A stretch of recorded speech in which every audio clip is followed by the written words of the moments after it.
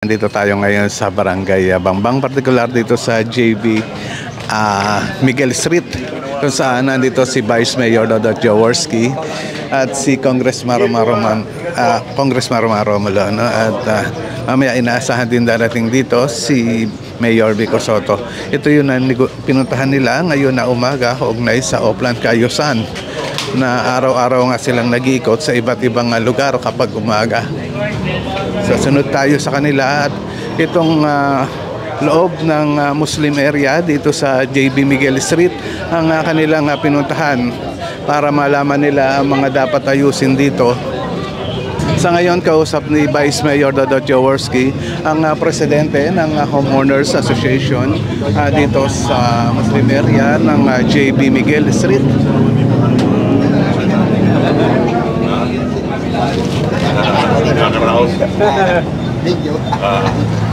Grabe init nga. Pero palamig na daw. Palamig na daw. Madam-madapit. Sana. Pero problema naman natin ngayon, ulan naman. Kaya po yung kanan.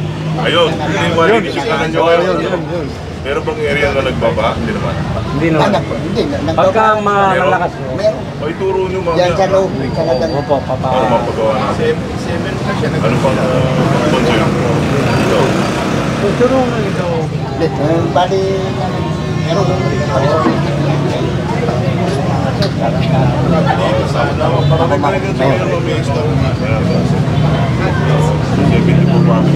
Yan nga naman kaibigan, at tinatanungan ni Vice Mayor Dodot Jaworski ang mga problema dito, no? Yung mga dapat ayusin, lalo na ngayon na malapit na ang tagulan. Siguradong magkakaroon nga ng mga pagbaha sa iba't ibang lugar, at isa na ito sa mga binabahang lugar dito sa Barangay Bangbang.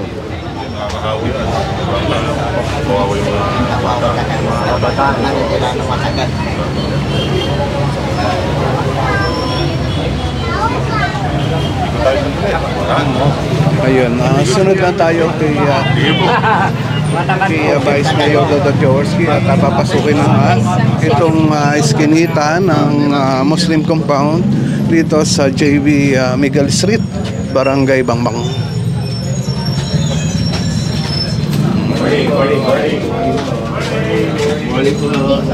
So ito, nadat na natin ngayon dito ang painting section ng engineering department na pinipinturahan ngayon mga pader dito.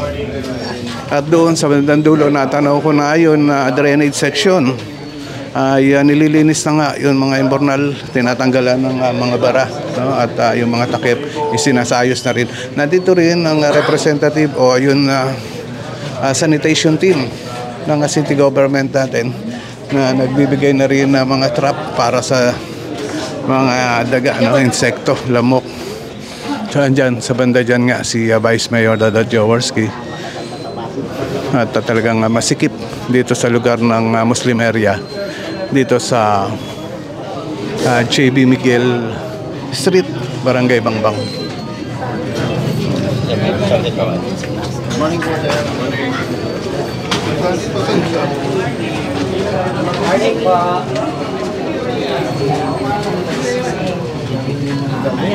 Ayan.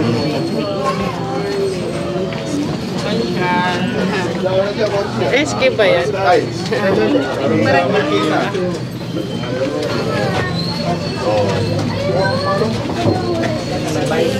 Mga kaibigan, nandito rin ang mga barangay kagawad ng Barangay Bangbang at ang barangay captain, no? Kita na natin dito sa sinasagawang pag-ikot ni Vice Mayor Dodot Jaworski. At mamaya nga inaasahan din darating dito si Mayor Vico Sotto. Si Congressman Romulo ay nakapag-ikot na nga kanina, no, dito sa lugar. So ito yun ang mga drainage ngayon. Makita natin ang mga nakabukas nga yan at nililinis ng drainage section engineering department.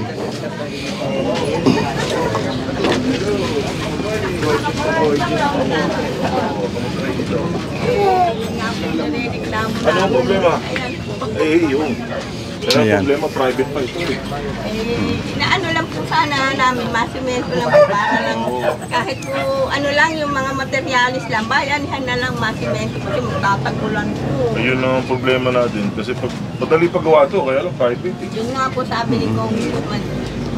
Kaya ho, inahaba-haba din ito, ano? Eh, ang taas ng ano doon eh, oh. Ha? Ang taas po yung ginagawa doon eh. Kaya ang tapo ng tubig dito sa amin. Dito sa inyo. Kaya yun nga po Isip sa- tayo ng paraan. So sabi ko yung barangay. Ayan, no, mga kaibigan, at nalaman nga ni Vice Mayor Dodot Jaworski, yung nadaan pala dito ay pataas, papunta nga doon sa tabing ilog. So, talagang kapag umulan, yung tubig sigurado sa mga kabahayan na pupunta. So, pinasok nga ni Vice Mayor itong eskinita. At inaalam ang mga dapat ayusin. Pa-check ko po, sir. Dapat ano ito eh. Ismet na po nung ano. Tulad po sa kabila. May easement po. Dire-dire po natin. Itong side na to. Eh kung easement to, pwede po natin pakilala. Check po natin sa ano. Kasi kung easement yan, government property. Pilipin mo nga, pwede. Pa-check ko sa city. Ito project natin. Ito kasi tayo gumawa po nito. City pa po. Gumawa nito. Ganda yun. Wala naman dito. Ganda lang po yung check po.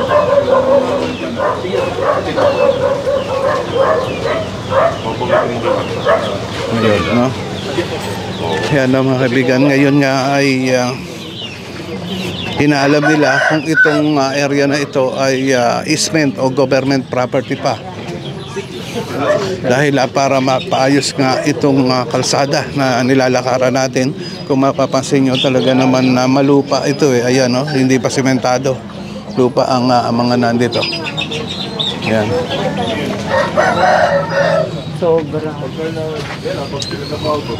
Ito sigurado kung ito ay easement o government property pa ay mapapasimentohan ito ng city government natin. Ayan nga, si Vice Mayor Dodot Jaworski ay inaalam talaga yun na mga dapat ayusin sa iba't ibang lugar dito sa lungsod ng Pasig.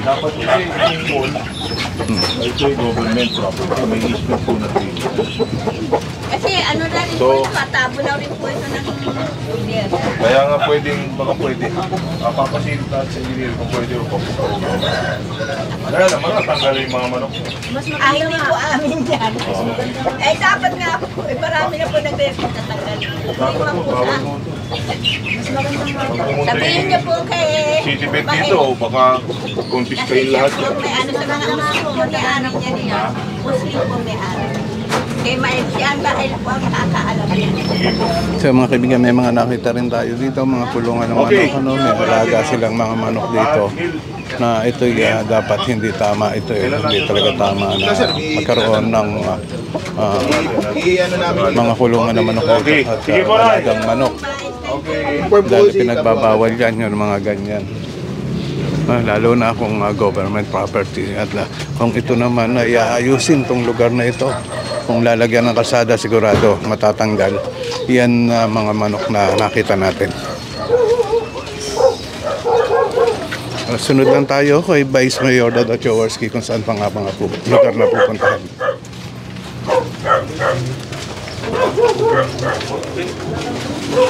Dapat pinagawa yung tanggalan. Tanggal po yun lahat. Tanggal yun, alam nila. Kuya May, Maluwag yun. yung pinagawa daw po yung Kung sa likod na yun, pinapat kasi meron ng easement eh. Di ba? Wala din sa... Tatanggalin po yun. Alam po nila yan. So pag pinagawa natin yan, kailangan alisin lahat ng mga halaking hayop. Oo, lahat po yun. Ha? Bago naman sila gumalaw dyan, pinakapitan. So, pag dumating naman yung sa gobyerno, wala. Lahat sila magagawa. Para wala tayong gulo. Di ba? Kasi syempre gusto natin Dadaan- mapaganda yung lugar ninyo. Lagi pinakapitan. Oo, ha? Importante Pero sa yan. atin, bahala, ha? Ayan, no? At kinausap nga ni Vice Mayor Dodot Jaworski ang presidente ng Homeowners Association dito sa lugar ng Muslim area ng JB Miguel Street, Barangay Bangbang, no? Kaugnay nga doon sa gusto nilang mangyari doon sa nadaanan natin lugar na mapasimentohan dahil yung dinaanan nga natin doon ay lupa at may mga alagang mga manok doon sa lugar na yon na talagang sabi ni Vice Mayor Dodot Jaworski ay kinakailangan na matanggal din yun mga kulungan ng manok doon. Kamusta ang pamilya? Very good. Ha? Sige, kita lang kami. Sino nagkawad? Ano ang matatanda dito? Ito ang mga silutan. Hindi po ha, nandito na kami. Yung bata na. Sige po. Hindi kayo gagano. Hindi kayo yan. Bigla kayo nagpako.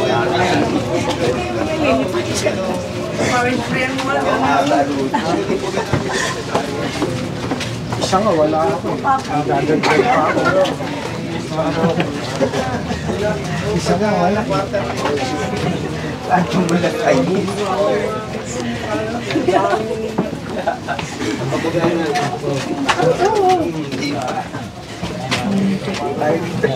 Yan no, mga kaibigan, at dumating din dito si City Councilor Volta de los Santos. Ayan, at kakausap na nga ni Vice Mayor Dodo Jaworski.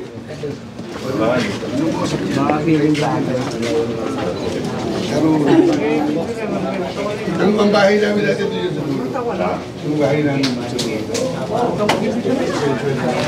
Yung likod dito, di ba nakalimit tayo sa...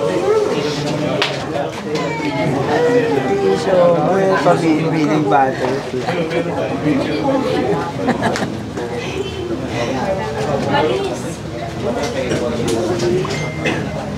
Mag-ingat ka. Nakilasip na yung payo eh. Ang bagal pa ng likod. Piling bakit?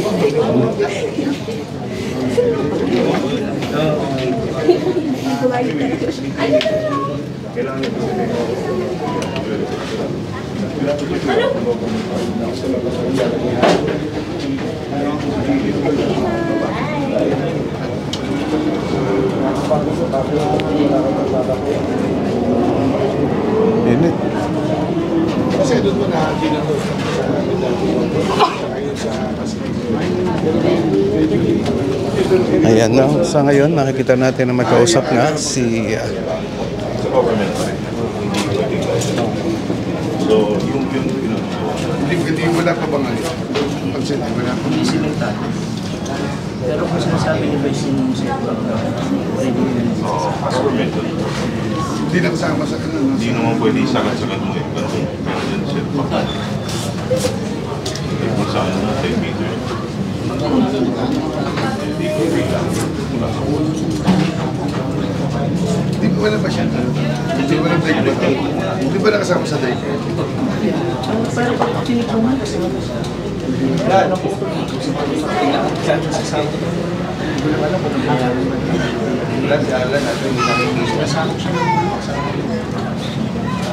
Kami wall na doon. Okay. yan no, mga kaibigan, at nagkausap nga si Vice Mayor Dodo Jaworski at si Barangay Captain Rodel Samaniego ng Barangay Bangbang at ang City Councilor ng Lungsod ng Pasig ni si Volta de los Santos. Ayan na ba?